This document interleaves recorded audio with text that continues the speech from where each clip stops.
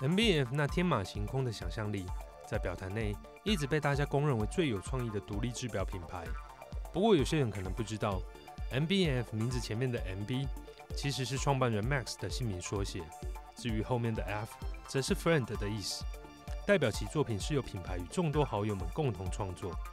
而就在今年 SIHH 发表的两指重点新款，也是 MB&F 与他的制表师好友一同设计打造。就来瞧瞧今年 MB&F 又为我们带来什么有趣的作品吧。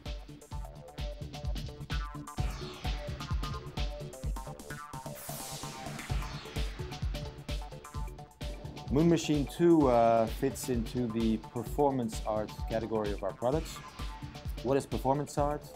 It's basically when we take an existing piece from our collection, whether that's a chronological machine or a legacy machine, and we ask someone outside, a designer, a jeweler, an artist, to reinterpret it, to remix it with his own identity. In fact, 6 years ago, we asked already a watchmaker from Finland, Sarpaneva, to take one of our pieces, an HM3 Frog, and to turn it into a moon machine.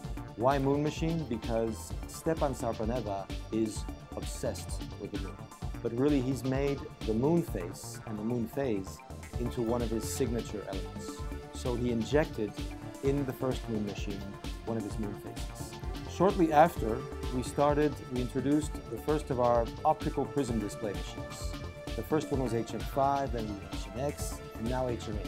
These pieces work with a combination of mechanical, automatic movements and an optical prism which projects the hours and the minutes. And we've now applied that also to the moon phase for the second moon machine called Moon Machine 2. So it's the world's first projected, reflected moon phase. Inside the movement there are now 3 discs. They lay horizontally, one for the hours, jumping hours, one for the minutes, and one for the moon phase. And the prism, as I was explaining here, the sapphire crystal prism, reflects just what it needs, just the numbers and the moon phase, upwards 90 degrees vertically.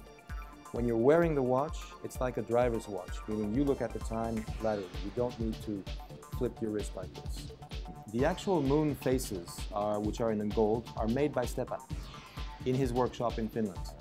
It's a complicated process because they're quite small, especially the ones on the discs. They're tiny. Average thickness of the small moons is 0.35 millimeters, and in certain areas, around the eyes, for example, it's 0.07 millimeters. So we're talking thin like gold foil. This is a new version of the legacy machine Perpetual. This is now the titanium edition. The idea of this movement came from a very talented watchmaker, Stephen McDonald. The standard way of designing a perpetual calendar is to build it around a default 31-day month. In mechanical terms, it's wrong, because 31 days is an exception for many months. The standard month in mechanical terms should be 28 days, because every single month in the calendar has 28 days.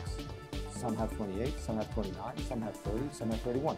But the common denominator across all months is 28 days. And the advantage, if you design a perpetual calendar this way, is that you're never putting the movement under any stress, under any acceleration, because you're simply adding extra days as required.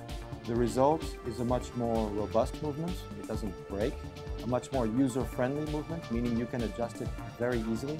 No special tools. There are 4 different pushers here where you can adjust, of course, the day of the week, the date, the month, the year, and so on, and of course the time and the minutes, the leap year indicator as well. So it's very simple to use, and it's foolproof.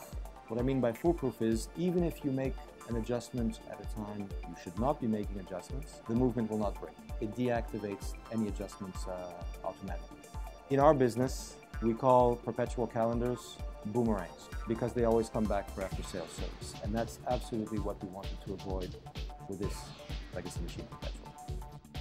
今年 MB&F 这2款新作品都是以既有的款式在功能或材质上做小改款而来，其实少了让人惊艳的感觉。